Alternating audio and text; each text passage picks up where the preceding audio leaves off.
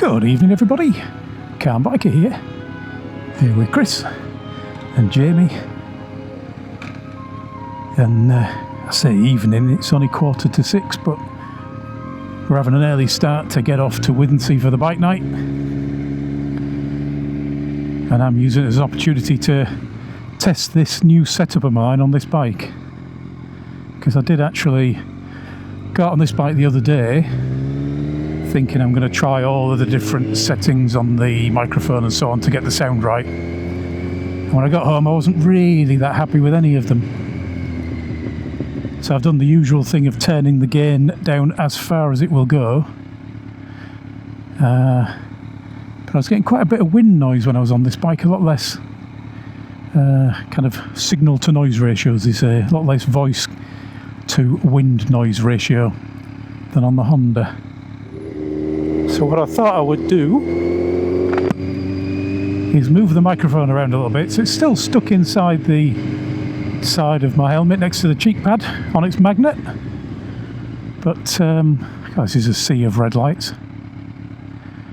But now it's pointing towards my mouth, whereas previously it was kind of slotted in and pointing upwards.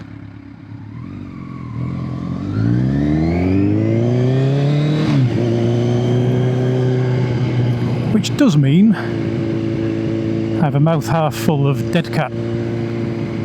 But, you know, we make these sacrifices to make these videos for you lovely people.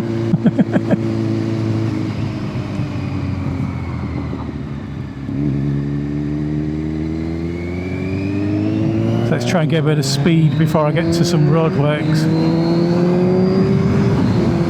So that's 60 miles an hour. And let's get to 70 and in front of this blue car. That's 70 miles an hour. Hopefully this is going to sound okay, because 70 is as fast as we're legally allowed to go in this country, so certainly as fast as I'll be showing you videos where I'm talking. This is the Clive Sullivan Way, the A63 runs alongside the Humber Estuary over there to the right. And this is where they've been doing roadworks for more years than I can remember now. I think it's about 5 years. They're trying to put an underpass in. But after many years of trying to do this underpass, with it being alongside the river, they hit boggy ground. And everybody in the area said, well, that's not really surprising, is it? You've tried to do things there before and hit boggy ground. And then some bright spark said, that's a good place to dig down to put a road and an underpass in. So this road that's kind of passes the south of Hull has been under roadworks, and obviously that person doesn't care about the speed limit. It's been on these roadworks for years and years and years now. I'll let this one pop in front of me. And it's not been particularly well organised, it has to be said. I'll let that one pop in front of me. You're having a laugh, mate. Yeah, it's not been well organised, really. At one point they decided that they would reroute all of the traffic from here through Beverley, which is about 10 miles to the north. So they took it up a very long road to Beverley and then turned it around and brought it down another very long road down to Hull. And this was to bypass, it was like a 20-mile bypass to bypass a couple of miles to cross Hull. And I suppose needs must and all that. So they kind of had to do that, but they decided at the same time it was a good idea to start roadworks on that road that they were using as the bypass. And that has been going for years as well now. One of the major roads between Hull and Beverley sees a heck of a lot of commuter traffic. And at the minute is one lane either way at 30 miles an hour, and every so often has all of the traffic from this road, the only major road into Hull, also going up and down it. And more recently there's 3 other roads in the area that people have been using to avoid all of that, and they've put roadworks in all of those as well. So it's a bit of a disaster around here at the minute. But unfortunately, we've got to get across town so that we can get on our way to the bike night, and so we can get to the nicer roads to have fun. Hopefully the sound is nice and clear and not topping out at 20 miles an hour. I guess this is the underpass, or what will be. Well, it's not full of water at least.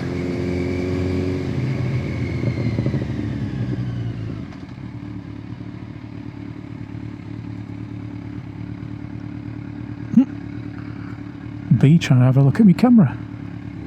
That gold building on the left is one of the newer, not new anymore, but one of the newer places in Hull. Connexin live. It wasn't called that when I went there. Went to see Rob Beckett, the comedian, live there. And it was the most miserable place. You go to the theatre, you go to the City Hall, and basically you just walk in. There, you had to be frisked. I don't know what they were expecting. Somebody with a grudge against Rob Beckett, I don't know.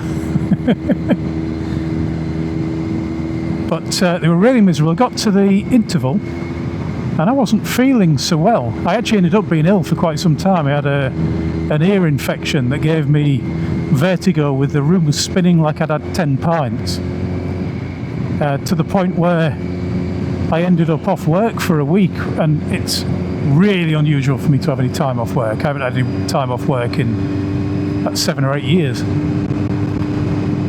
But at the interval, I said, said to Mrs. C, I'm just going to go out and get some fresh air. And I went to the door, and the security guard said, nope, you can't go out there.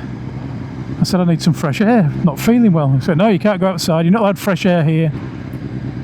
If you have fresh air, you can't come back in. And I was bad enough that I decided I needed the fresh air. So I went out, and we missed the second half of the comedy show, unfortunately. But by the time I got home, because we went straight back home at that point, by the time I got home I was really quite ill indeed. If I'd have stayed there, I'd have been in trouble. Thank you.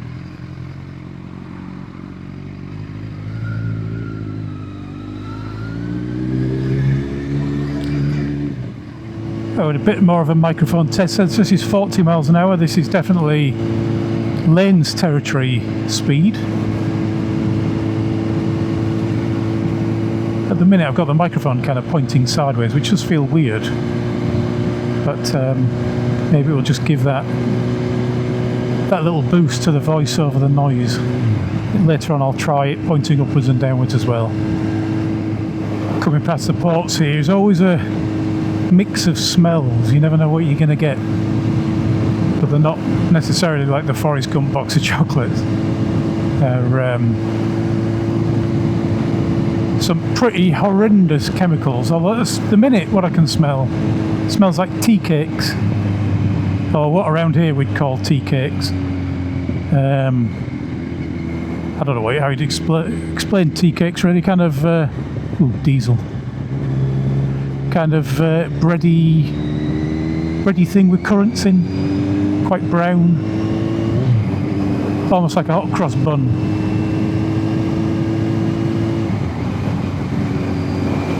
There's all your wind turbine blades.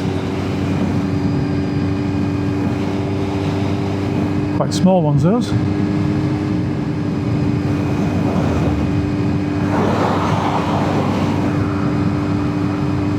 And that over there is the BP plant. Lots of oil processing and chemicals and whatnot. And this is the point at which we can finally get off the main roads. Hooray! Although it appears that the council's been at their tricks again. This used to be a national speed limit, and now it's a 40. Boo! If they put all of these roads to this side of the city to 40, I think the seaside towns will pay for it. Certainly people will pick a different bike night if they can't actually ride and have fun. Finally, freedom to use 1 second of throttle.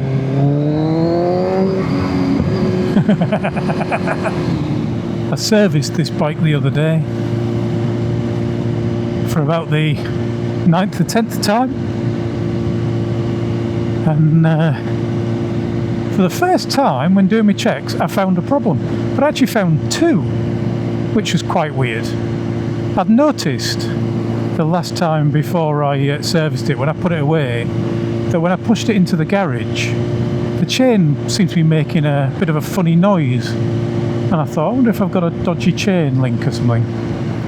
But I checked all of my chain links and they all seemed fine. I thought, that's odd.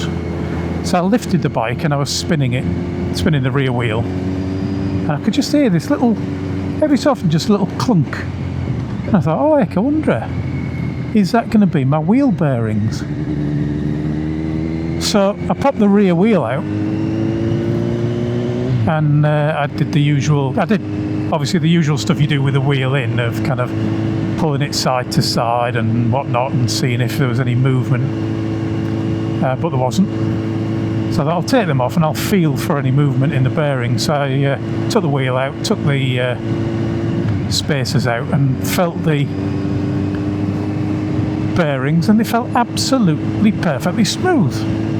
I thought, oh, I know what I'll have to do. I'll have to take off the cush drive and check in there, check the bearing in there and whatnot. And as I started pulling on the cush drive, I found the rear sprocket had a little click to it, a little bit of movement, just about a millimetre. And I changed that sprocket years ago, and I've never had an issue with it. And after years, all 6 nuts, all of which are the metal kind of locking nuts, not the nylock, but the ones with a little metal locking bit on, every one of them had backed off just a tad.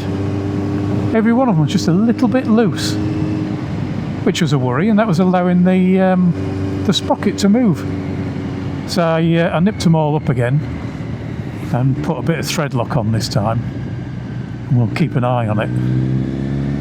And then the second problem I noticed was as I was checking the steering, and I think this one is a bearing. I think after 9 years of British potholy roads, the steering bearing has finally decided it's time to start giving up the ghost. And it's just the tiniest of, not even a notch. If you're moving the handlebars side to side, you cannot feel it at all. They've spoilt this road with all this mud, haven't they? Back onto a 60 stretch and I can't enjoy it. Yeah, no, you can't feel it in the movement, but if I move the handlebars with the bike up in the air just a fraction away from centre, it'll just move itself back to the centre again. So I think for the first time ever, I'm going to have to do the job of changing the bearings. So I've bought myself a new socket so I can get the nut off the top of the steering. So I haven't got a tool for that. And my next thing to do is to work out what tools I'm going to use to do a bearing change. It seems on this bike that bottom inner race is the pain to get off of. I think that's the same on a lot of bikes. And I'm thinking, do I want to go at it with a Dremel and cut it off? Do I want to knock at it with a chisel and risk doing damage that way? Or I might have to just invest in a bearing splitter and see if I can get it off that way. But you never know, I might have a video coming up on changing the steering bearings on a Z1000. But as I say, I've never done the job on this bike or any other bike before, so it might be clown messes up changing the headstock bearings on a Z1000. We'll see. So if you've got any tips on that particular job, or if you just want to tell me I'm an idiot for carrying on riding it with the slight bearing damage, please let me know in them there comments. I wonder what the holidaymakers think when they come to the seafront on a Thursday night, probably midway through their holiday, and find that the cafe that's been a lovely quiet cafe for the first half of the holiday suddenly looks like this.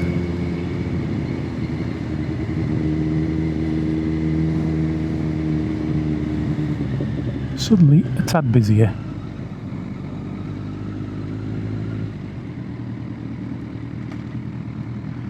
See if we can find a spot.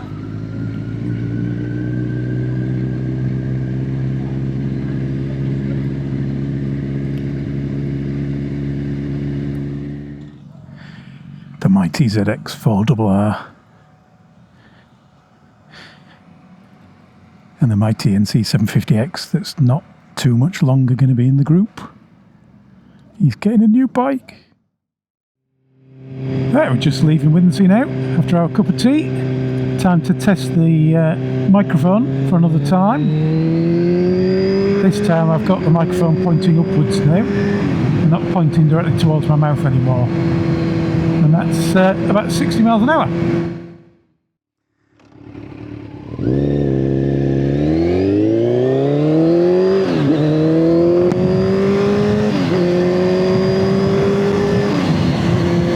Final test because I had a bit of fun and got ahead. But I'll turn the microphone completely upside down, so it's now pointing down. I would imagine this will be the worst of the lot. That's 60 miles an hour with the microphone pointing down, so that's all three possible directions tried. Hopefully one of them will come out good.